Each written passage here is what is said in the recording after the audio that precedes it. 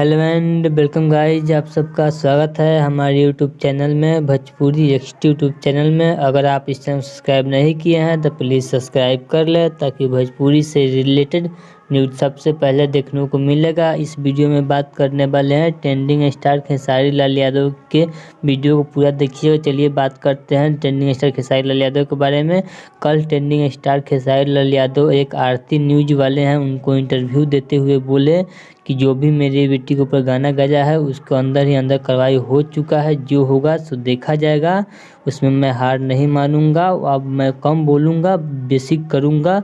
उसके बाद पवन सिंह के बारे में पूछा गया कि पवन सिंह का चुनाव प्रचार करेंगे, रोड शो प्रचार करेंगे खेसारी लाल यादव। तो उसमें खेसारी लाल यादव जी बोले कि ज़रूर, बड़े भाई हैं वो मेरे, और बुलाएंगे तो मैं ज़रूर जाऊंगा और चुनाव प्रचार भी करूंगा, भाई के लिए वोट भी मांगूंगा। अगर खेसारी लाल यादव को फैन है तो प्लीज़ चैनल को सब्सक्राइब करें ताकि ऐसे ही वीडियो देखने को मिलेगा सबसे पहले। चलिए मिलते हैं कल न्यू अपडेट के साथ।